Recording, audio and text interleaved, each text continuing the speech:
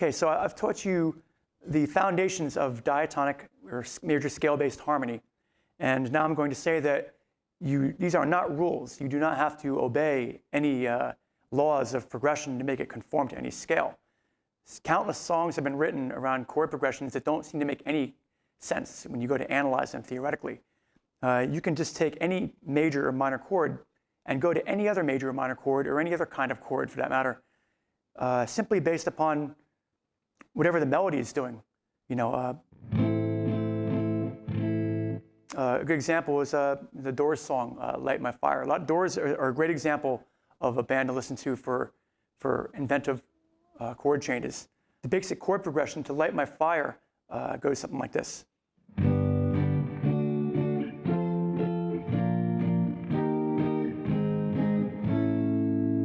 Right? That doesn't follow any rhyme or reason.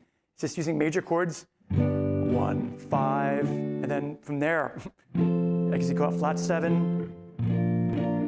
It just goes through this cycle, and then up a half step. So, and then the verse part, you're playing a minor chord, and then another minor chord down 3 frets. So, I mean, I mentioned earlier about the relative major and minor. Ordinarily, you'd have A major, F sharp minor would be the relative minor. But here you're going from A minor to F sharp minor.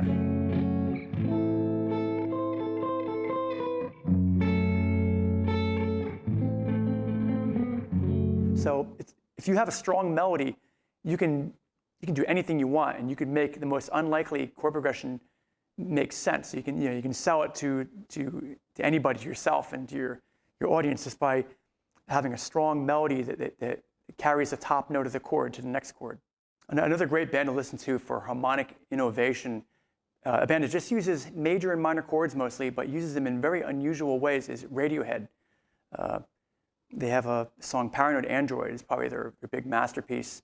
There's a part in the middle where it's like a slow, almost like it sounds like a bunch of monks in a choir singing, where it goes C minor, G over B, and then G minor over B to A7, D minor, A, D, D minor over C, B flat, F over A, G minor over F, E7, or E7 plus 4 to E7. So that made no rhyme or reason, but it sounded nice. It had a great bass line. So you got.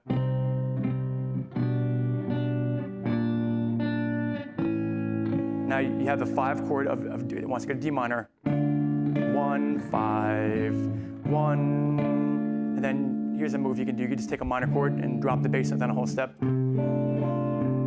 It's a passing tone. B flat, F over A, G minor, and again taking a minor chord with the bass note.